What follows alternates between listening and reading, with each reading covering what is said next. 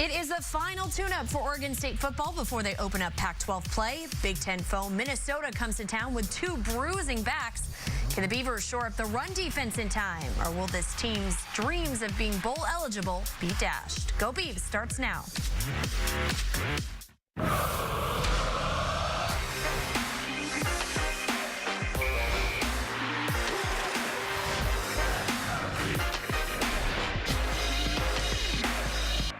Reser Stadium hosting Oregon State and Minnesota tomorrow. Both teams coming in off questionable performances.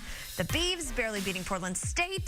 The Gophers barely beating Buffalo in their opener. Welcome into Go Beavs. Jason John Baptiste, Lindsay Schnell. I'm Amanda Maynard. Plenty to get to. We're going to get Mike Parker's take on just what PJ Fleck is doing at Minnesota. Plus, we're sitting down with Gerald Garrettson to talk about his new role in the offense. But first, hard to imagine what we're going to see tomorrow. We've seen, a blowout in week 0 against a Mountain West opponent, then a very close win against an FCS team. Right. What are you guys excited and hoping to see tomorrow as they play Minnesota? Defense. Defense. I couldn't agree with you more. I really couldn't. I'm very interested in seeing how they react to the physicality of a Big Ten opponent and foe in Minnesota. Here you have 2 running backs that are stout, run hard. You have a defense that plays hard, fast, physical, aggressive.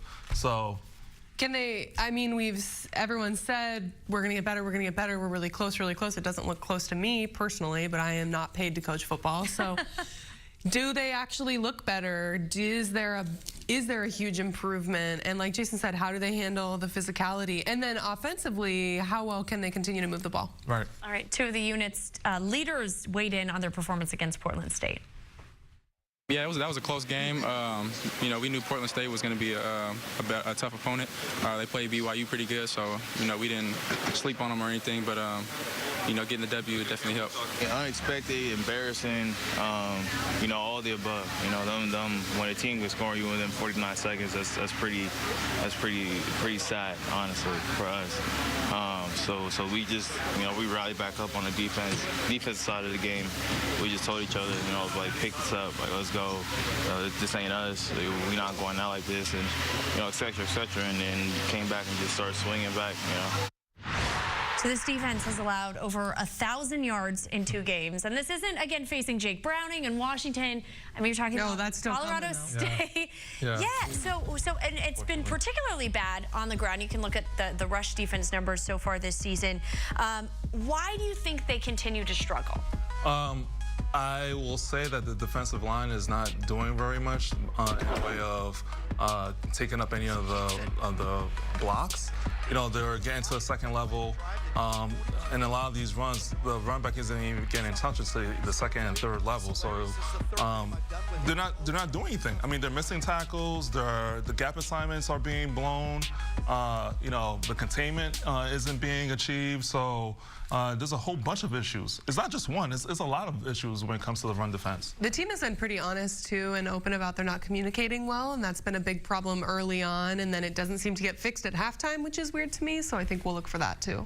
Well, and something that Evanston brought up on Wednesday is it doesn't seem like they have anyone with that savage killer instinct and mentality that you need on defense. Where's Jordan Poyer when we need him? Enforcer there. Yeah. How big is that? Yeah, it's huge. They literally need someone. They don't have that edge. They don't have that pizzazz, that swagger. That swagger. The swagger. They don't have that. We had plenty of it, in case you couldn't tell. Who had that when you played? Who was the person that set the tone on the defense? We had a number of them. Richard Siegler, Nick Barnett, Eric Manning, Dwan Edwards. The list goes on and on and on. And for you not to have a single person, one person. So I think they have one. I think it's Manasseh. And when you go back and you watch the Portland State film, we talked about this on Wednesday, they look terrible when he's not on the field.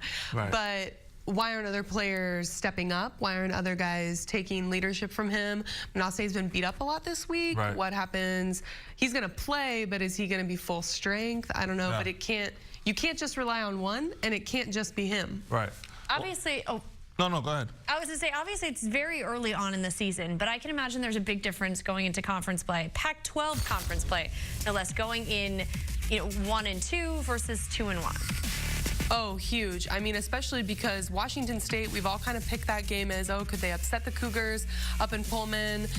This seems like the year before we actually saw them play that they would knock someone off that they weren't supposed to. But you go in 1-2 and you lose that game, and then you're into this brutal stretch. Right. So it's going to be huge confidence-wise. And this is a decent Minnesota team. They were pretty good last year. They beat them last year. So I think you exact some revenge at home. That's huge. Yeah. I mean, they lose this game, they have to go 5-3. The rest of the season become bowl eligible. Feels possible. Yeah, it does. No I mean, very daunting. I mean, that schedule is brutal. I mean, where are those 5 victories coming from? You know, I don't know where they come from. I don't know how they achieve it. So this is a huge game for them to win. They have to win this game. All right, later in the show, a shakeup in the linebacking core, how that may help the defense out. We'll discuss. But first, Mike Parker weighs in on the Beavs' biggest challenge, what it may be when it comes to Minnesota.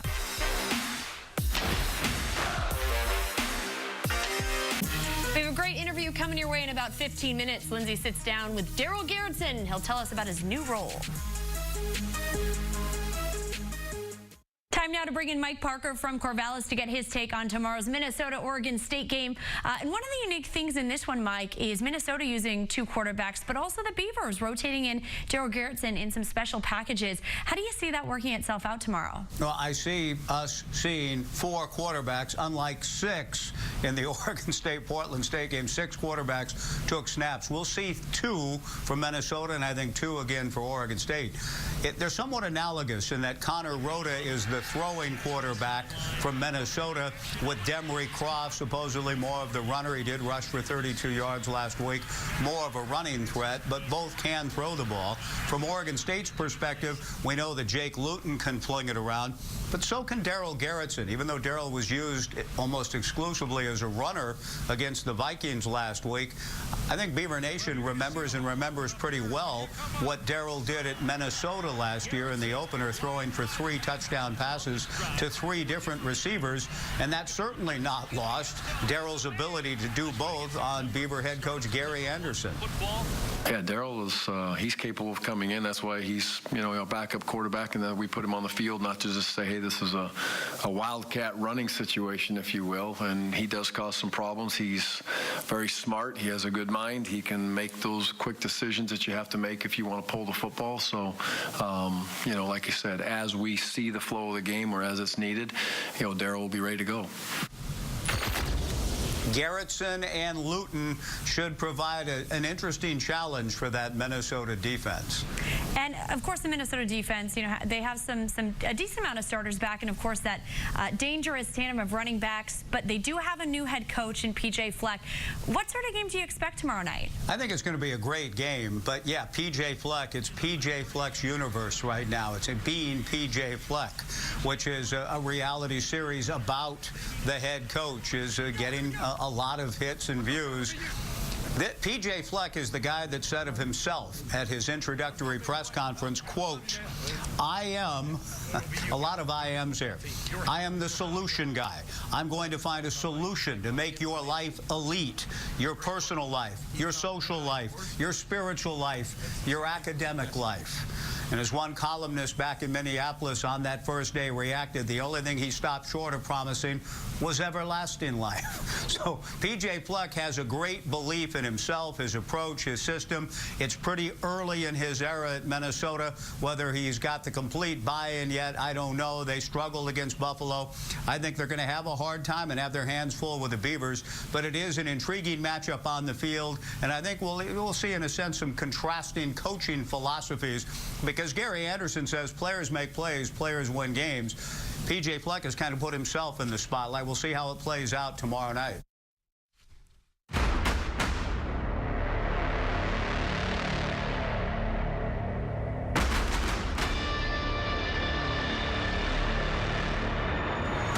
Row the boat. It's a never give up mantra. The oar, the energy, our symbol of strength. The only thing that can actually move us through the water. The boat is the sacrifice. What are you willing to give up for something that you've never had?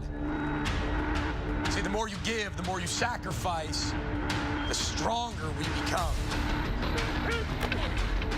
And the compass. The compass is the direction of the boat. Where do we want to head? Where are we going?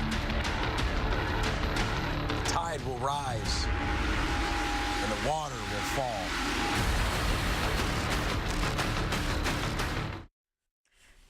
Doesn't get more unique in college football than PJ Fleck. A look at Minnesota in our Toyota opponent preview. One of the hottest young coaches in the game right now. He took over the reins as head coach of the Golden Gophers back in January. Actually, only one of two coaches to win their first game as head coach of Minnesota, beating Buffalo in their opener 17-7. We're just so fired up that Lindsay Row the boat, baby. Props. Is this like not the most annoying saying ever though? Like, come on. I don't really get it. Like, also, are you impressed that we had this prop, everyone? I'm impressed. I'm definitely impressed. I like what Lindsay brought up though. It's like, would you want to play for him, or would you just be like totally annoyed by him? I think that he is a larger-than-life personality. It's similar to playing for Mike Leach in that you wonder, like, how much is it about you? But I mean, look, flex teams won at Western Michigan, so clearly it works. The question is, can it work at a Power 5 school? Right. And look, you know, Oregon State was honest last week after the Portland State game, which I appreciated and was baffled by when they said that they sort of overlooked Portland State. PJ Fleck is going to have Minnesota hyped. Absolutely. I mean, this is his first road game, you know, with Minnesota. So they're going to be ready. They're going to be ready to go. And, you know, back to, you know, PJ Fleck and the players that play for him, you either love them or you hate them. You know, there's no in between there. And I think the players love him. I mean, because he gets them hyped. Sure, you know, he gets them hyped. And he's probably an incredible recruiter. I mean, coming into your house. He is. Western Michigan gave USC, number 4 USC, all it could handle last week. Those are all PJ Fleck's kids. So I know it's only been one game that we've seen him as head coach, but what has he brought to Minnesota, you think? What is kind of his stamp on this program so far? Swagger. All right. Swag. I mean, how many times is Jason going to use that word? Yeah. Did you see like them coming onto the field and you know like the hype and you know getting down? I mean, like I love that. As a player, as a former player, like I love to see that because it gives you the excitement and the energy right before you hit the field. So. You know, they didn't blow Buffalo out by any, you know, it was 17-7, so they didn't do that. But, you know, they definitely have like a new thing going here, like with the energy for that program. Yeah, and that's what it's all about hype right now with Fleck. You know, he had a 4-part documentary series this summer. People pay attention to him. He actually has a really incredible personal story. He lost a child years ago, their youngest child. He has 4 more kids, though, I think still, 3 or 4. But so row the boat is a thing of perseverance. As much as we kind of poke fun at it, it has quite a background. And he is someone that is kind of a self-made man. I think he takes a lot of pride in that. I just don't know how that's going to translate, but as we talked about, he walked into, they have a pretty good roster. You know, it's not a bare cupboard by any means at Minnesota. Yeah. And speaking of self-made man, I mean, he's looking out for himself and his persona because I was reading that he actually bought back the rights to row the boat from Western Michigan for $50,000. Well, he probably got a pretty good, you know, pay raise to go to Minnesota so he can afford it. He's not messing around. He knows what he's doing. Yeah. Well, no doubt Minnesota's running backs are going to be a major issue for Oregon State. What makes them so special, we'll discuss. And also why this team thinks that the defense, why this is the week that it finally comes together. That is right after the break. Time now for our standard TV and appliance headlines with Lindsay. We're breaking down the top stories of the week. And as we've talked about the defense, it's all about defense this week. Improving. Every week, it's about defense, Amanda. And hopefully this will be maybe the week that we get it off their back. But this first topic is all about that, right? Yes, so Gary Anderson says the Beavers are close. And who is defensive coordinator Kevin Clune to disagree with him? Yeah, of course I agree. Of course, the head coach. I'm going to agree with him every time. A lot of things on film that if we just, you know, our assignment, our fundamentals, all those little things that I believe this is the week should come together. But yeah, all those little things are close, and they got to take that next step on Saturdays. Okay, we've had a great week of practice, and it's time to put it on the field on Saturday. Okay, so Clune went on to say that if you watch film closely, and I'm guessing in slow motion, the Beavers are actually a lot better than people realize, Amanda, and they are considerably closer. So that's what we're waiting to see. Now, Oregon State's going to have to do a lot to bottle up these two running backs from Minnesota, Rodney Smith and Shannon Brooks. They combined last week for 145 yards on the ground, plus a touchdown, which doesn't sound like much, but remember, this is an Oregon State defense that's given up almost 250 yards on the ground per game right now. Of course, including to Portland State and FCS here. Right. So second topic, what we've been experiencing up here, all about the air quality. Air quality, okay. This is a developing story, as we like to say in the news, but there's some good news. After fires burning across the state have left hazy conditions, Oregon State's air quality was upgraded to good. The Beavers actually moved practice Thursday into the afternoon. It rained a little bit. There was rain, there was blue sky. It was wonderful. So the game is on. They kick at 7 o'clock, but if you're going to go with your family, going to take any kids or any people that have asthma problems, you probably want to check the air quality. You can go to the DEQ's website. You can also go to oregonsmoke.blogspot.com. That will tell you what it looks like currently. And that's something else to keep an eye on, Amanda. The air quality up at Washington State, where the Beavers play next week, has not been good because there's a lot of fires up in Washington, too. Okay, we'll have to watch that. Number 3, we're taking a total turn, going to women's basketball. Well, we never get tired about talking about Sydney Weiss on this show. As everyone knows, I am a hoops junkie at heart. And this week, Sid, she's an alum, but she's still making Beaver Nation proud. Found out she was one of 30 players invited to the USA Women's National Team training camp in late September. This camp is where USA Basketball will start to identify the players that are ultimately going to make up the 2018 World Cup team. Sid has previous experience with USA Basketball. Big time for her. Huge to tell recruits that someone from your school has done this. And in the meantime, she's going to try to help the LA Sparks defend their 2016 WNBA title. Sid came off the bench this season, averaged 8 minutes, shooting 40% from long distance, second best on the team. They have a bye until the semifinals. They're settling in very well in the WNBA. All right, much more to come here on Go Beavs. We're breaking down the run defense with Jason because they allowed some easy-looking runs against Portland State. And Daryl Garrison discusses what he's found in his newfound athleticism. Came out of high school as a pocket passer. I was kind of always like giggled at that I wasn't that athletic or anything like that. Seems like I get more athletic, a little bit more athletic every year. I don't know what it is, but yeah, at one point I was just a guy that was just back there to throw. The coaches told us they would do this. Garrison's a good runner with the ball, and that's why they put it in this week. You got to respect Daryl Garrison's speed. How about Garrison keeps it and steps in for the touchdown? Well, Daryl Garrison is bringing a new look to the Beavers offense. The Beavers using him in several special run-heavy packages against Portland State, one resulting in a touchdown. We're sitting down with the QB in our Buster's Barbecue Q&A.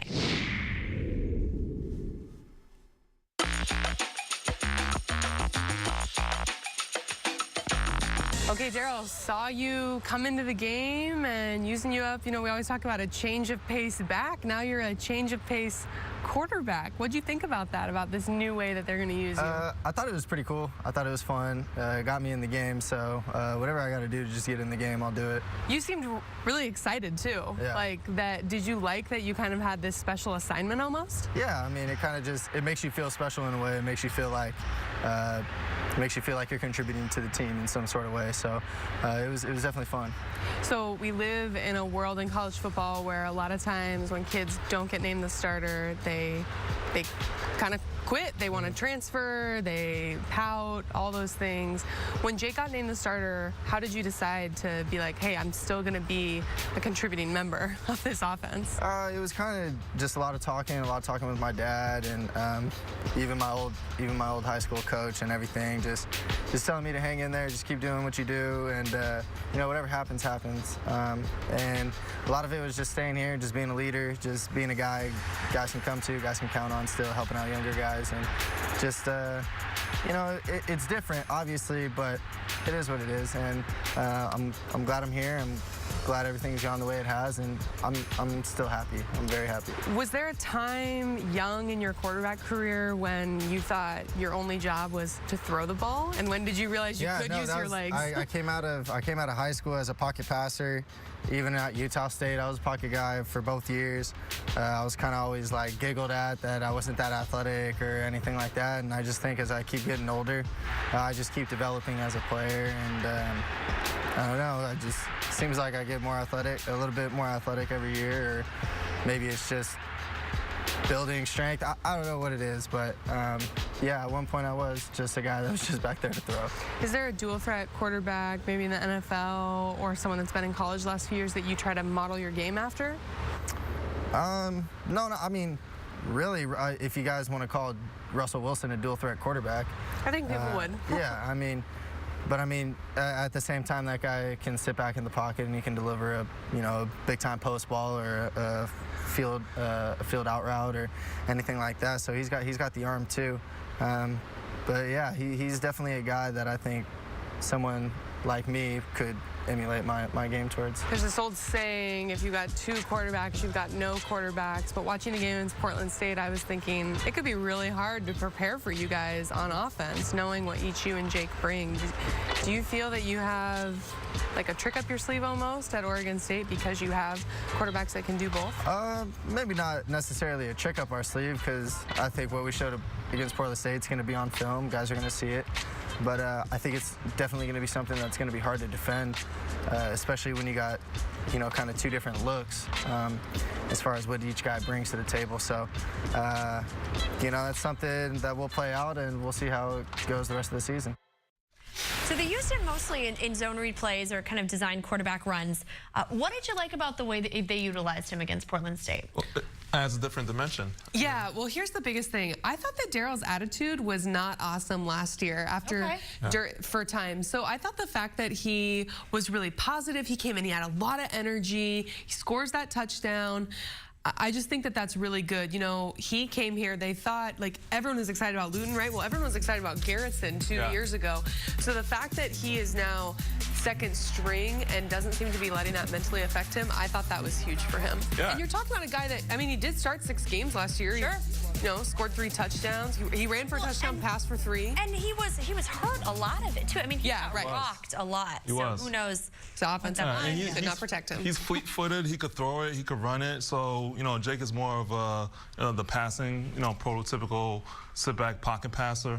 As Evanson pointed out off camera, Jake Luton is a Mike Riley QB if we've ever seen one. Absolutely. Prototypical. Absolutely. People don't want to hear that, but it's true. How do you think this will play itself out the rest of the season? I mean, will it be, again, not see it in one game, see it in others, or because again, obviously you can't use it a lot, but yeah, I think it depends on how effective it is. I mean, if it's effective, then they'll continue move forward with it. If it isn't, then they'll go back to just using Jake. I think that Jake, he's able to, if he's able to find receivers down the field and open that offense up so then they could run the ball. I mean, let's not get it twisted here. Oregon State is really depending on their running game. That is the point of emphasis that they want to move forward with. I mean, they have those hogs. Hopefully that could open up holes for the running backs. They have those, whole stable of running backs that they would like to give the ball to. So whatever opens and gets that 8-man out of the box, then that's what they'll move forward with. The other advantage I think you have is if you bring him in a zone read situation and people are expecting him to run, but it's not there, he does know how to pass. Yep. So that's huge. It's, one of the best examples of using 2 quarterbacks is when Tim Tebow was a freshman at Florida. And not that Darrell is Tebow by any means, especially in stature. Tebow could run people over. Yeah. But the idea that, like, everyone knew Tebow was never going to throw the ball his freshman year. Garretson, you come in and you're expecting a run, but he could pass. That's an advantage. Defensively, how does that kind of shift things? Oh, I mean, you have to prepare for 2 different quarterbacks. I mean, anytime you throw a little kink in there, it makes it, more complicated defensively, schematically, from a scheme standpoint. So I think, from Minnesota's side of things, it complicates things, because you don't know when they're going to throw in the Garretson package. You don't know if he's going to be running the ball. You don't know if he's going to pass the ball. So I like that they did that against PSU, because now it gives Minnesota something more to think about. Were you surprised at his athleticism? I feel like we saw a little bit of it last year, But Okay, well, quarterbacks always want to say that they're more athletic than everyone thinks. Luton has said that too. So, yeah, again, I was just more impressed with his attitude and his energy that he brought in. And, like, he's not a tremendous athlete, but that's okay if your line opens up holes for you and you have a path to get there. That's what matters. And I don't even think PSU was not ready for Garrison to run the ball. I mean, you know, you could tell, you know, they were thinking that he was going to hand off the ball for the read option to the running back. That didn't happen. He took off and he ran with it. So Minnesota will probably be a little bit more prepared for that come this game. So there might not be as many open holes as there were against PSU, but I still like the fact that they did it. All right, we've got more in Minnesota as Go Beavs rolls on. They bring in two big-bodied running backs who can do just about everything. How the Beavers are preparing for that, and could a change in the linebacker lineup help that cause? A look at the Beavers' most recent moves. Welcome back. This is the color combo for the weekend. The Beavers will debut the 11 strong jerseys, brand new for the season. You can see black helmets with a metallic silver Beavers logo, orange stripe down the center, and that 11 strong logo on the chest. They did a cool thing. They kind of unveiled it as like a movie trailer for the guys. And this was about a month ago, but they knew that they were going to wear them against Minnesota, but they were super hyped up. Yeah, I love them. Did you used to love that? Well, as playing. Okay. Can I say one thing? Can I say one thing here? When I played, I'm very jealous. We did not have any new jerseys or helmets or any of that. Same you know, it's on the sweat of our backs that these guys are having these jerseys. You know, so yeah, they're sweet. I love them. Yeah. I love them. Lindsay's a fashionista. I want to know. My thoughts are wear whatever you wear and win. Yeah, exactly. I don't care about that stuff.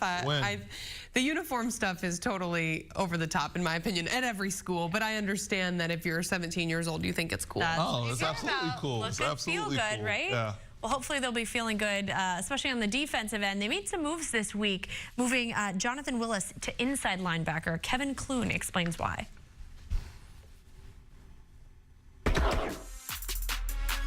And here's a graphic. Actually, we'll go back to that sound in just a moment, but talking a little bit about the linebacking core. You can see Manasseh Hungalu, he's leading the charge, 14th in tackles. Brady Guebu not too far behind, but the leading tackler, actually a DB, Jalen Moore. What have you thought? That's not good. Right, I was going to say. Leading tackler.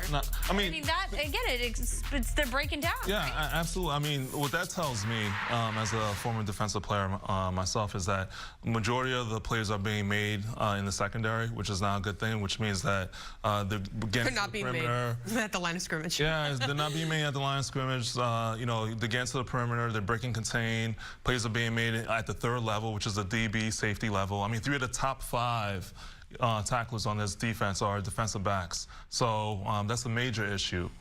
Usually you want your linebackers to be leading the categories when it comes to tackles. That's not the case with this defense. Jonathan Willis move. Do you think it's a good move, moving him inside? I absolutely think it is because, you know, you free up his mind.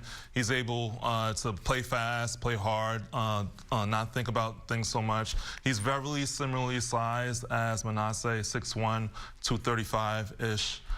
So if he could be an enforcer like Manasseh is, they could help show up that interior defense and you know, help break down some of the issues that they've had. So gives Manasseh someone else who is experienced, knows what they're doing, so it's great. He can rely on that. But to me, the bigger thing is that I think Kevin Clune is just straight up sending a message. You know, we're going to play the 11 best players, and if you're not one of them, enjoy the bench. Yeah. And if you are a competitor, which I think that's exactly what Gary Anderson wants, and that's what he recruits, you're going to hear that message, and maybe we'll see more come out, especially from like second stringers this week.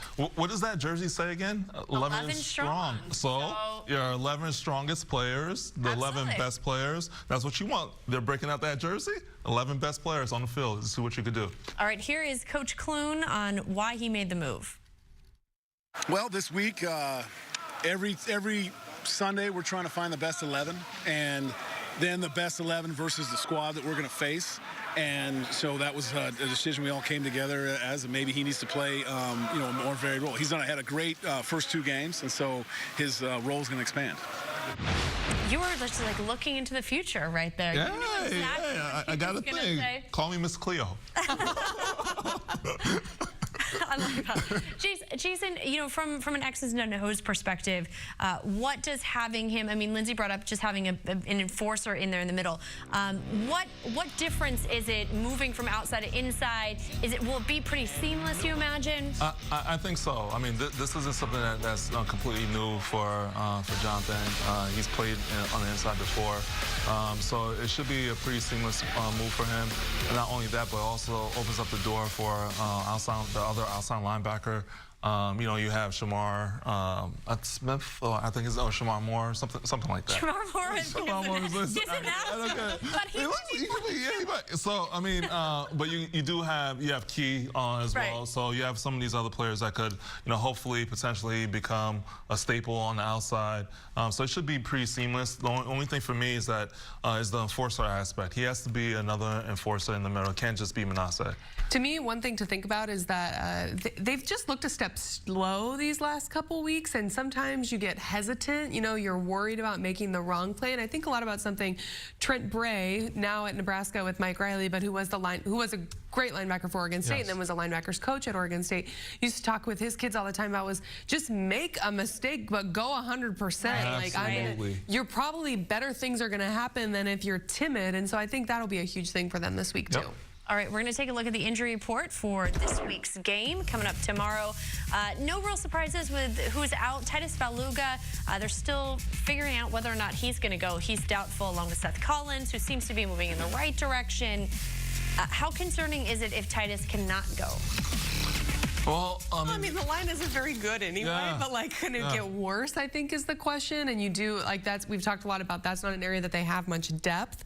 So what happens if there's even less depth there? I think he's going to play. Seth is not, but I think he will. Yeah, I think Titus is going to play too. And again, they don't have much depth, so they need him to play, which means to me that he probably will play. All right. Well, later on, what our analysts think must happen in order for the Beavers to pull out a win against Minnesota. And the Golden Gophers have a quarterback controversy on their hands because PJ Fleck just cannot decide. We discuss preparing to see two QBs after the break. Beavers fans, plenty of coverage coming your way this fall. Talking Beavers airs Wednesday nights at 7 p.m. Then Inside the Huddle airs Thursday nights at 10 p.m. That features Gary Anderson every week. And, of course, Go Beavs Friday nights at 9 p.m.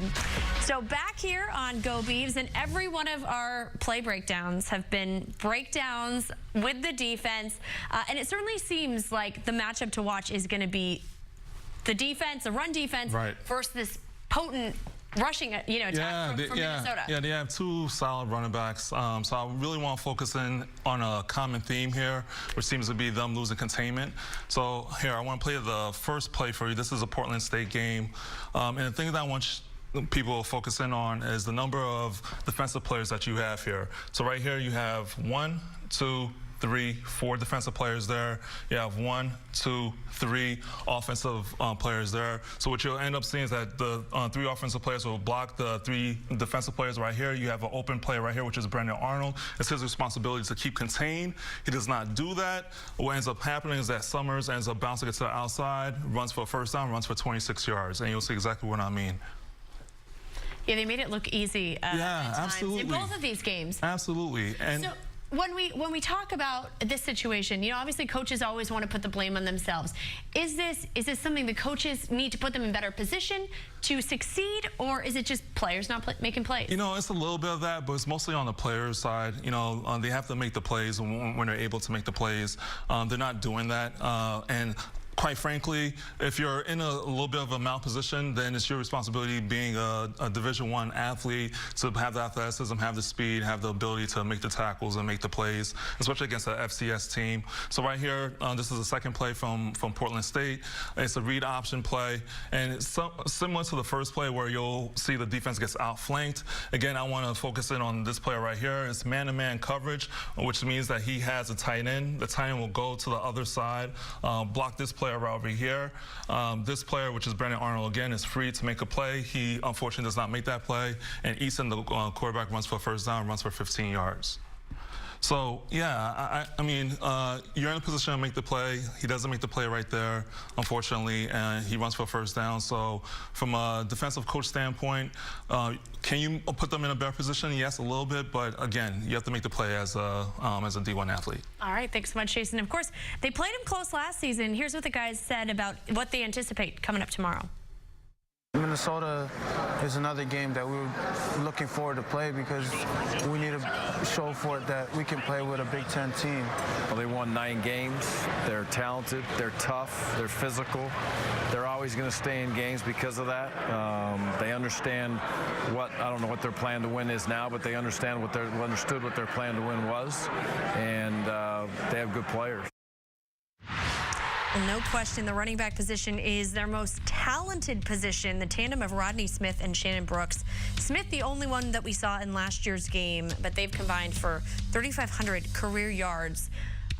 Welcoming back in Lindsay to the conversation. How much better are these two than what we've seen and even what we saw last year? How good are they? Well, first of all, Brooks, as we talked about on Wednesday, he's like a multi-threat. You know, he runs typically for touchdowns, but he has also caught them, of course, and then he's thrown for one too, which is crazy. So the bottom line is that these are two guys, as we talked about on Wednesday, as we talked about earlier here, the Big Ten, it is physical, it is tough. These guys know how to get yards against stacked D-lines. This D-line in Oregon State hasn't looked stacked by any means. So these are two guys that, you know, they combined for like 100, they combined for 145 against Buffalo. First game, kind of hard to know what's going on there. But if these guys get the ball in space, I'm not feeling good. You see, the funny thing about the Buffalo game, though, is that PJ Fleck instituted RUTM, run up the middle, which is something that he did in the second half because he knew that they were going to win the game and kind of wanted to run out the clock. And you know, from what I hear, is something that he does when he, you know, knows that there's no way that the other team is going to beat them.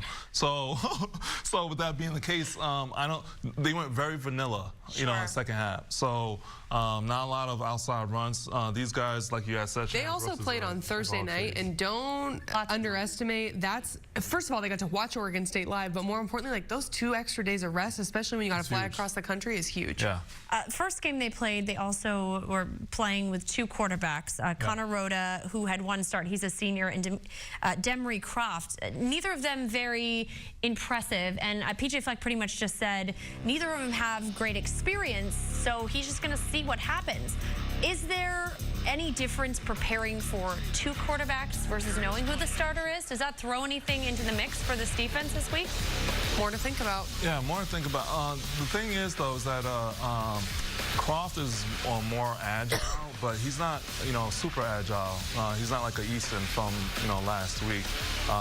You know, so there's that side of it. Rhoda was the better passer against Buffalo, so, you know, yeah, it throws a little, you know, you have to prepare a little bit more, but I don't think it's anything that you have to prepare for tremendously. Neither one of them were that impressive. And it kind of looked, I mean, it seems like columnists, you know, from Minnesota also said that their O-line is still a little in flux too. I mean, that is not, I mean, it's not the stout, big, you know, aggressive, dominant line. So that could be something also for... It's early in the season, and this will be a big game for them in terms of if one quarterback goes on the road and gets a win, that's the type of thing that can win you a job. Yeah, absolutely. And they're still figuring things out, you know, offensive line-wise. So, you know, they'll get that figured out. New coaching staff, all that plays a role. Yeah. One thing that we talked about, you know, off camera is that Coach Clune is actually moving from, he moved halfway through the Portland State game from the sidelines to the press box. How does that change visually what he's seeing, and how do you think that might help this week? It's a better vantage point for him. You know, he has the ability to see the whole field, see how the play develops, so he can make changes more quickly. He could also substitute players that aren't performing the way that they should be, just like Brandon Arnold, you know, he ended up being substituted after the first series against Portland State. So I think it's better for the defensively altogether for him to be up in the press box. All right, more to come here on the show. But first, Evanston is getting you ready for Saturday at the OSU Beaver store.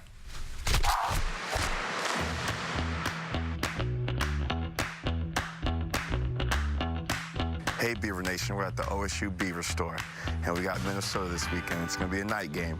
So here we have our quarter zip with the Go Beavs in the back. I love that look. And then we have our long sleeve. Looks sort of good. And then you got the Oregon State down the sleeve. And we got other items here too that'll keep you nice and warm for that game. Make your way to the OSU Beaver store. Fans start here. Less than 24 hours away from kickoff at Research Stadium, Oregon State will wrap up their non-conference schedule against Minnesota tomorrow night at 7 p.m. Here's a look at the point spread for tomorrow's non-conference finale. Strangely enough, Oregon State is favored by 2 points. That surprised me. I don't know about you guys, but Yeah, that one I was very surprised. Yeah. All right, time now for our ingredients to victory, brought to you by Papa John's. If the Beavers score a touchdown in the game, you win the following Tuesday with Touchdown Tuesday. Just use the promo code BEAVER7 for 50% off your online order. So, Lindsay, we'll start with you. The Beavers, as I said on Wednesday, have to hold Minnesota to 150 yards total on the ground. This is a team that, as we have discussed time and time again, is very good on the ground. Jason pointed out they were pretty vanilla against Buffalo, to be expected your first game. But they're going to bring everything to win this game, so you got to hold them in check. Second, Jake Luton, this one's for you. No interceptions. 0. Already thrown a couple. I was going to say no turnovers in general, but I thought, like, let's just pick Tall one. task. It would be good, though, if no one fumbled also. All task. All right, Jason, what do you have? Okay, I agree. I think the rushing, stopping the run is going to be important.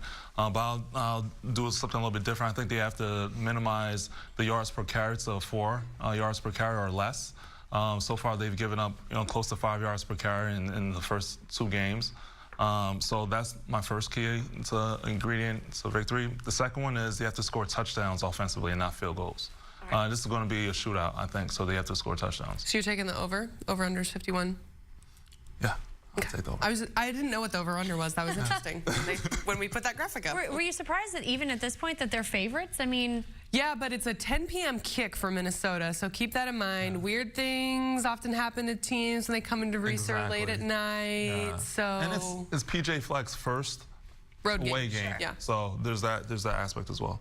What are you envisioning happening? Are they gonna be 2-1 going? Well, I'm really okay. I thought the crowd was pretty bad against Portland State. It's hard when you're not in school yet, but you need that energy. To me, the stadium felt really dead. We were texting about that. I agree. So is the energy there both from the sideline and from the stands? Yeah, 11 strong. 11 strong uniforms. 11 strong. Also, you like again, you could be playing, you get the orange, you get the black. I'm ready. Good, you're ready for game day. Put me in, coach. You could probably get more tackles than the other people on the defense. All right, we'll see you back here for Talking Beavers Wednesday at 7 p.m.